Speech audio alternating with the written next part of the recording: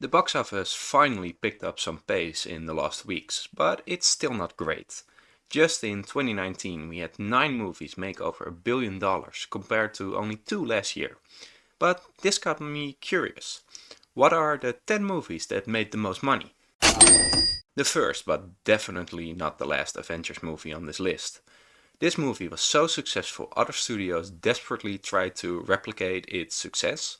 It was the first time we saw our favorite heroes like Captain America, Black Widow, Hulk, Iron Man, Thor, oh and Hawkeye of course, team up on the big screen. The funny part is that this movie isn't that great. Okay, relax, the Battle of New York is amazing and really fun, but I feel all of the stuff before it is kinda boring. That doesn't take away that this movie deserved its success and changed the industry into a superhero-led movie paradise that only just now is slowing down. This should not be on this fucking list. I get that a Lion King remake would get butts in theater seats, but $1.6 billion, it is the most soulless movie I've ever seen, and I'm not even a big fan of the original. The animals cannot emote, making this movie stupid. And you know what's also stupid? Singing Can You Feel the Love Tonight in broad daylight. It's Can You Feel the Love Tonight. I can acknowledge that this is not a great movie. I can also agree that I was 13 when this movie came out, and 13-year-old me was really impressed with the big dinosaurs. And also, the CGI is just really great. I am more surprised that the two sequels, Fallen Kingdom and Dominion, also made $1 billion, cause they were horrendous. I remember during COVID, everybody was guessing if this movie was gonna open to $100 million.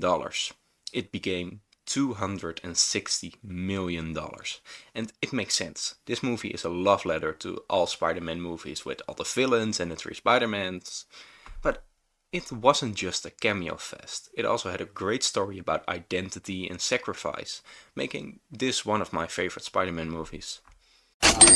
This is my number 1 Marvel movie, and I think absolutely deserves a place on this list. Seeing the Guardians and the Avengers team up against Thanos, where some of our heroes die and the heroes lose in the end, is amazing.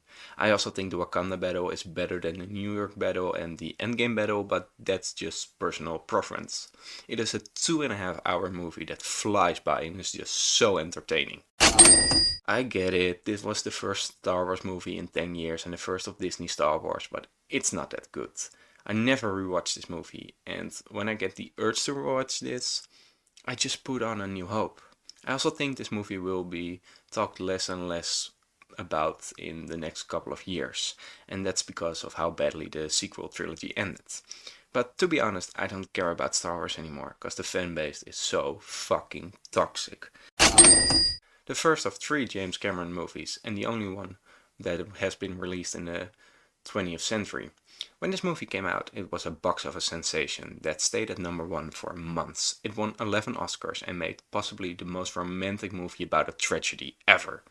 Listen, I agree that there are some plot holes for this movie, but the fact that James Cameron pulled an epic of this size off is so amazing that everybody decided to let the plot holes slide. I have to be honest, I have never seen the Avatar movies, but apparently they are really good because they make a lot of money and get awards. I just really wish James Cameron would make something else again. Maybe another Alien or an original sci-fi. But as it stands, he is stuck with these Avatar movies till at least 2031. Completely deserved. This was the combination of 11 years of storytelling and it was the best cinematic experience of my life. I saw it at a midnight screening and it was amazing. Everybody was cheering during the entire movie and it was a really fun experience. I still prefer Infinity War over Endgame, but that this movie made $2.7 billion makes total sense. Well, this is a bit anticlimactic, isn't it? The biggest money maker I have not seen. It's still impressive that 3 out of the 4 most earning movies are made by James Cameron. In a time where box office success is far from guaranteed, I suggest that studios let James Cameron direct their next movies. If you enjoyed this video, don't forget to like and subscribe, and don't forget to tune in next Wednesday, where I will talk about the Nightmare on Elm Street franchise. It will be a fun one.